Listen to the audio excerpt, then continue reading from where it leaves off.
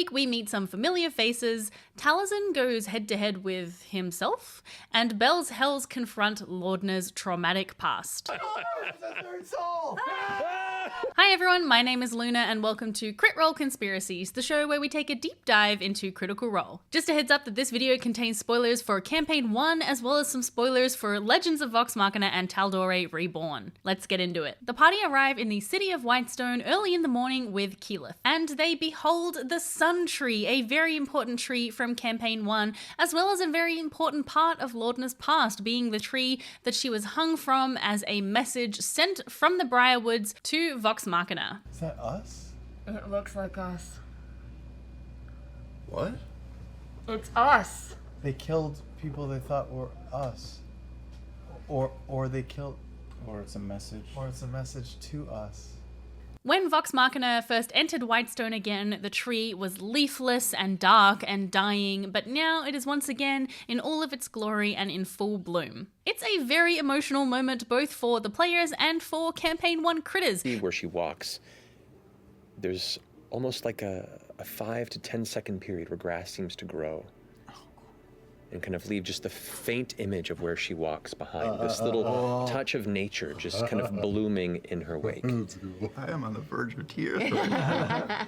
They move through the city past a large clock. This is a recent addition to Whitestone made by Percy. It is called the Heart of Whitestone, and it took Percy almost 20 years to make it. It shows the cycles of the moons and the spheres, as well as the major holidays, and is decorated with symbols and pictures of Tal'Dorei history. It is rumored that inside this clock is a vault containing Percy's most treasured and dangerous inventions. I'm currently working on a full sort of exploration and deep dive of Whitestone, the city itself, so stay tuned for that in your feeds. Keyleth examines Laudna and explains that the reason she was not able to revive Will and Derek and the others who died in the attack on the Ereshari several years ago was because those assassins had used a special, rare, and expensive toxin which blocks resurrection spells and prevents people from being brought back. I wonder if this is Matt's way of really upping the stakes for Critical Role, because there isn't much threat of permanent character death in Critical Role, and also just in D&D in general. Once you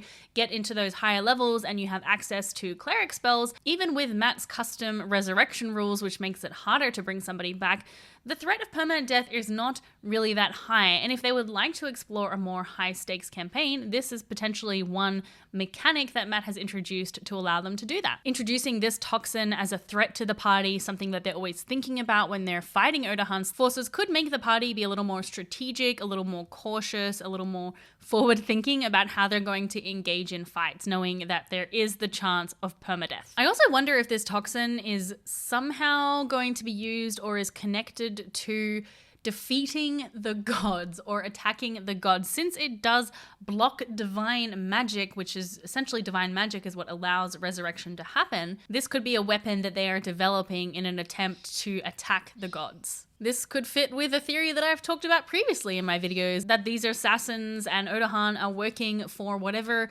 god is trapped inside Ruidus. Luckily, Keyleth is able to determine there is no such toxin in Laudna, there is no barrier to that resurrection, so that means she's just going to be resurrected, right? It's all going to go really fine and be really quick, right?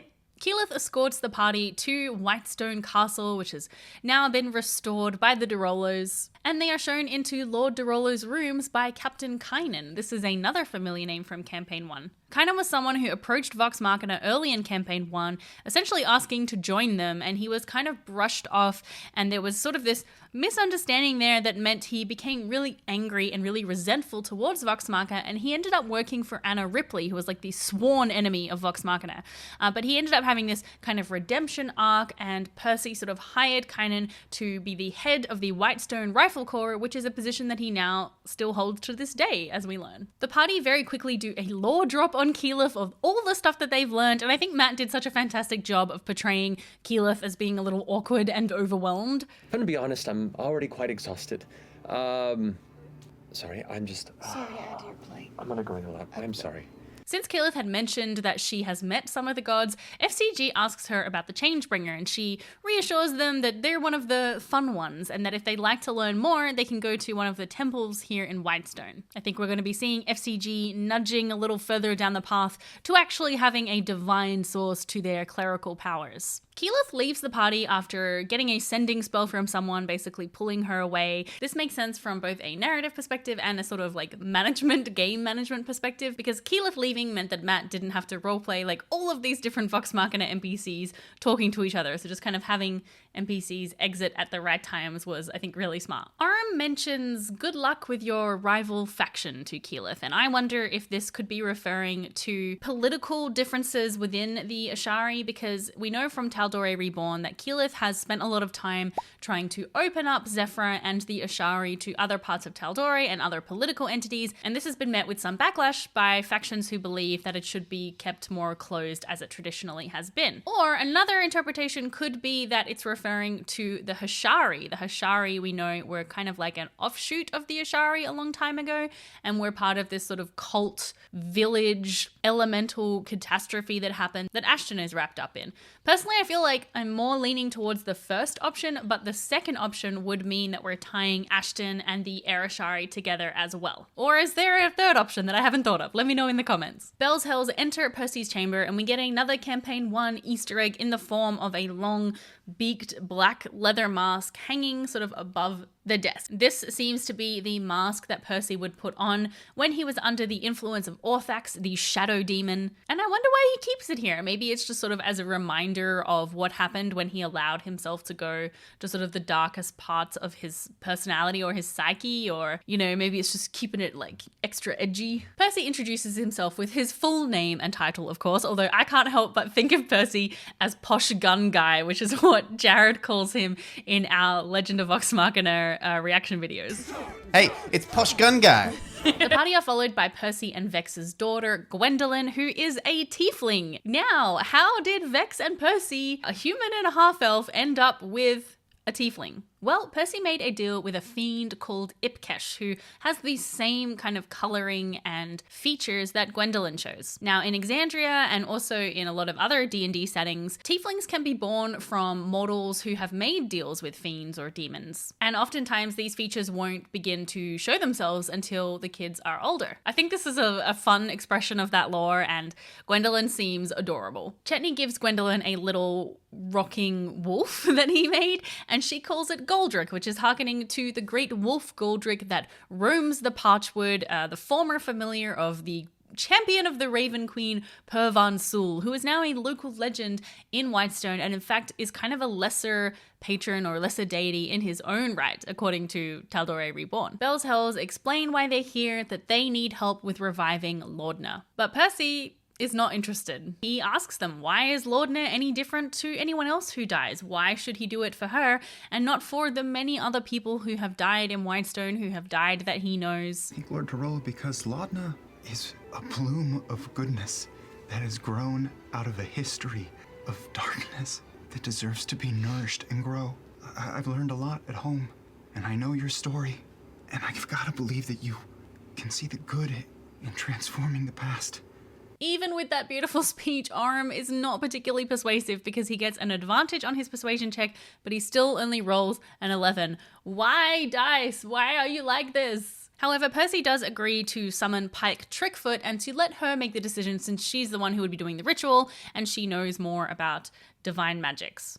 You see a short gnomish woman of white hair that's kind of pulled back into a messy bun that's kind of falling apart as she runs, and bits of it are kind of tangled behind, wearing this like bright yellow sun blouse that kind of drifts into a white apron, and she's a little chubby around the face and these kind of meaty arms as she kind of charges up quickly, and she yells, "Percy!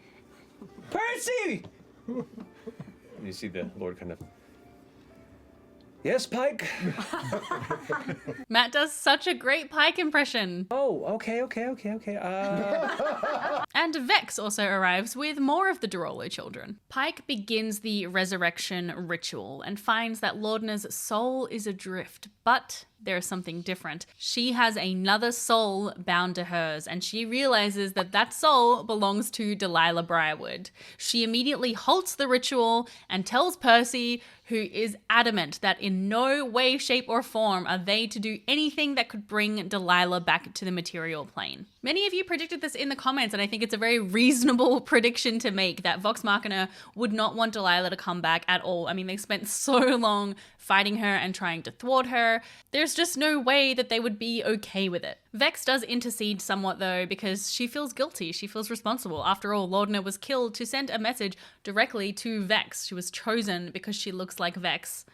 We have to help them. We did this to her. You did. Well,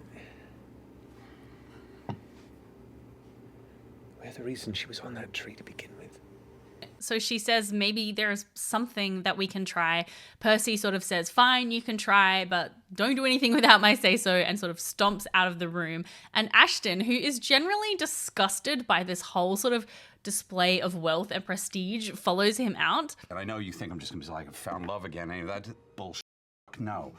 The world got weird, and there is weird shit happening out there, and suddenly I'm feeling very small in a very big world, as opposed to very small in a very small world, which is where I'm usually so f***ing comfortable. But it got really big out there, and for some strange reason, that body down there is f***ed and as corrupted as it may be, and it is, believe me, seems to be a part of this. So hope and joy and love and all of that shit, I don't give a f***. That is not what I'm down there for. I'm down there for because it's important and it's necessary, and I have lost so many people, and I am not here begging for any of them. Many I've known longer than her. This is not about that. This is important. Clearly someone you don't like thought it was important, so maybe you should just pay the attention. Seeing one of Taliesin's characters yell at another of Taliesin's characters is very funny, and I really enjoy that Taliesin has built Ashton to be the antithesis to everything that Percy is. Percy is very refined, he's very dignified, he places a lot of stock in social standing and nobility, whereas Ashton is really the opposite of that. He is punk, he is lowly, he doesn't place kind of any significance on the ruling classes, and in fact he abhors them. But they also do share this similarity in that they're both very stubborn and they're both very bold. It was a fun moment sort of seeing those two characters side by side and examining their characteristics. I am very excited because this week Only Crits have sent me some more mystery shiny click-clacks for us to enjoy together. So let's take a look. Ooh. Green shinies. They have little dinosaurs in them. I really love the color of these. Oh, these are some chunky boys. Oh yes, I really wanted some chunky dice. Look how big they are. Oh, it's got a satisfying roll. Next, we've got these, I think are some sharp edged dice like I already have, but probably in a different color. Let's see. They're like a kind of galaxy vibes. I mean, just look at those colors and the gold foil inside. Now, I have a feeling that this box is the unreleased stuff. So let's have a look and see. This is very up my alley. Only Crits knows what's what. We gotta test these out. Very fancy. I like them. They feel fun.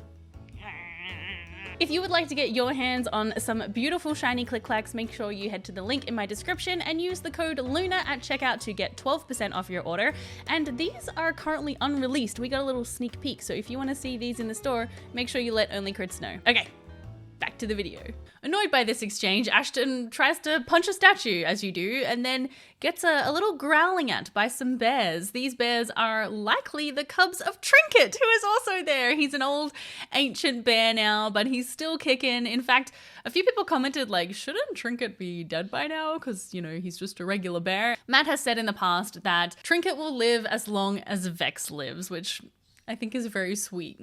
It's actually really interesting thinking about what these campaigns are going to look like. If they keep moving forward into the future, we're going to get to a point at some stage where members of Vox Machina will have died of old age, which I think is very odd to think about playing in a game where Vox Machina no longer exists. Except for Keyleth, who I think is going to live for eternity. They all head to Pike's home and she has a look through her scrolls and her books to see if there's something that she can try. And she finds this ancient ritual which will allow the party to travel to the spirit realm where Laudna's soul is and try and fight off or remove Delilah whilst Pike is doing this spell. This is basically astral projection. And in fact, I think it is the 9th level spell, astral projection, meaning that their bodies are going to stay in the material plane, but their spirits or their souls will travel forth to the spirit realm attached by a cord that they need to protect while they're there. FCG doesn't think he's going to be able to go because he doesn't believe that he has a spirit or a soul, but luckily Pike can just give him a little clerical scan and tell him if he has one or not. Your arms, the shape of them, but it's just kind of like this unique, strange, semi-translucent light, like this, not as bright as hers necessarily, but present, this kind of fuzzy sparkle. As you kind of turn your hands over in front of you, you can see them like shifting and moving, almost like electrical pulses, but not electricity, not arcane. It's hard to explain. You just feel warm. What does it mean? It means you're alive. And from the look of it, you already have eyes on you. And she points down to your chest and you see the coin sitting in the space of your chest with the face of the Changebringer on it. FCG grapples with this discovery and what it means and talks about like, oh no, now I have to live. Now I have to do things. And the rest of the party are like, what do you mean? You were already living. Nothing has changed. But I guess to them, perhaps it felt like maybe what they did didn't matter because they weren't really real and that they were following this kind of predetermined set of programming. And now that they know they do have a spirit, they do have something that is essentially just them, that there's nothing impacting that they now have to grapple with what that means. So I really love how Sam role-played that moment. Pike begins casting the spell and they arrive on the spirit realm where everything is kind of made almost of stone, and they're traveling through this dark and creepy forest towards a hut. I think a hut we can assume is one that Laudna built when she was sort of living by herself, kind of living on the outskirts, trying to survive. They spot a flame through the window of this hut and hear voices saying, you know, burn her, burn the witch, because she turned me into a newt. I got better. Sorry about that. Inside, we see that this is the hut where Laudna made pate. There's a dead rat there, there's a bird skull and sort of all tools and scissors. And there is a Laudna sort of figure, like a shadowy figure there who dissipates. And then as that happens, these other dark, shadowy figures begin to attack the party. This is such an incredibly cool and creepy map, and it's perfect for October. It's perfect for spooky season. Once the battle is over, Fern uses a tidal wave spell to put out the flames on the hut because they're a little bit worried that if they let it burn down, something bad might happen to Laudna. And then they discover that underneath the hut there is a tunnel that is sort of going down, twisting down. The laws of physics don't really seem to apply here. The gravity is kind of weird. And when they come out of the tunnel, they see before them a dark and leafless, enormous tree. I think we can probably assume that this is the sun tree as the Briarwoods made it. And that is where Matt ends the episode. You rat bastard. If you're enjoying this video so far, please don't forget to subscribe. YouTube tells me that a really big percentage of you guys who watch these videos regularly are not subscribed. So I would really appreciate it if you can, because it does tell the YouTube algorithm that my videos matter and that all the time I put into them matters.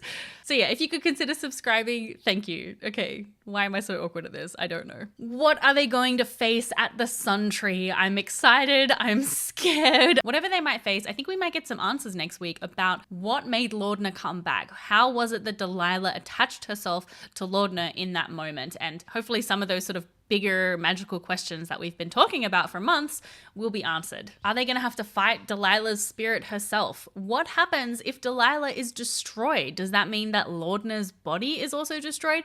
Because if we think about the fact that Laudna's body was revived using the magic of Delilah, once that magic is gone, does it mean that it's just a body now? And is Laudna's soul going to be able to inhabit it again, given that it's been dead for a really long time? Will she still be a hollow one, which is what she currently is? Or will she become a human again? Will she retain all of the memories post Delilah once Delilah is taken away? What kind of impact will Delilah clinging to her soul have on her soul moving forward? I've been reading the Locked Tomb series, so all of this talk about souls in dead bodies and souls in the wrong bodies and like resurrections is very much on my mind lately. Shout out to all the other Ninth House devotees out there. It would be absolutely incredible if we get Laudna back in the last episode of this month, since it will be the week before Halloween. I just feel like that would be very thematically appropriate. I do think we will be seeing Laudna back fairly soon. Matt and Marisha talked about on Four-Sided Dive about just that whole kind of process they had about discussing what Marisha wanted to do with Laudna and how she felt like the story wasn't done and she wanted to continue playing with Laudna. So Matt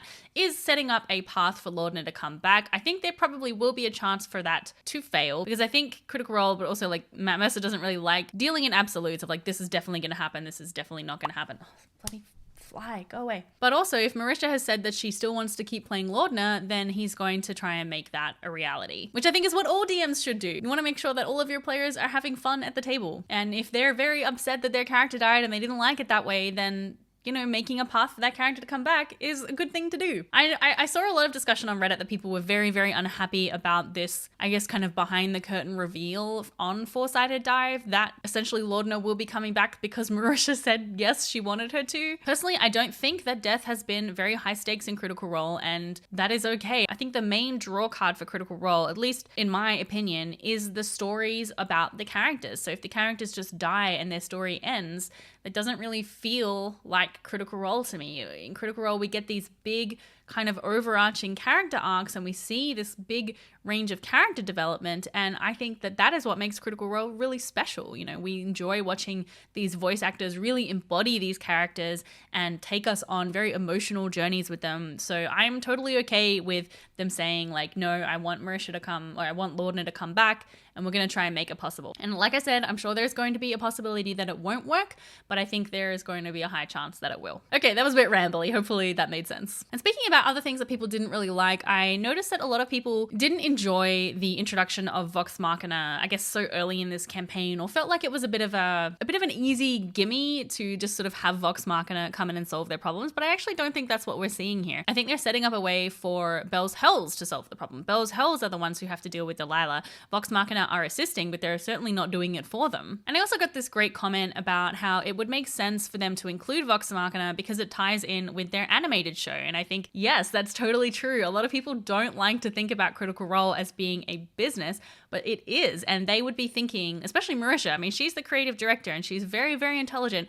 They would be thinking about how many ways they can sort of cross-pollinate all the different media that they're making to get people interested. So if there are people who are only watching Campaign 3 who've never watched Campaign 1 before, and then they see all these Campaign 1 characters, then they're going to be like, oh, I'm going to check out the animated series because I want to learn more about these characters. It just really makes business sense. I mean, it also makes narrative sense, but it's just like how in the Marvel Cinematic Universe, you know, you have all of these crossovers so that people will consume the TV shows and the movies and the books and the comics and the behind the scenes interviews. It's sort of like this whole big nebulous thing that's all connected. I'd like to say a huge thank you to my patrons, and if you'd like to support this channel and help me make this my full-time gig so I can make more content, more videos, you can sign up at the link in the description, patreon.com/Luboffin. Welcome to new patrons Tim and Gemini Lightning, and a special thank you to Yasha, Admiral, Tony, and Mark. Thank you so much to Only Crits for sponsoring this video. Don't forget to use the code LUNA at checkout to get 12% off your order, and I'll see you next time. Bye!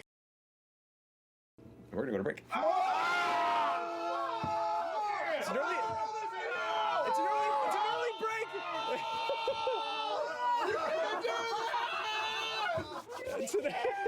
Oh my god! Oh, we just gotta see this. I don't want to do this! I know it's an early break, but I couldn't think of a better moment to go to break. And I really gotta pee. So, It's the third soul.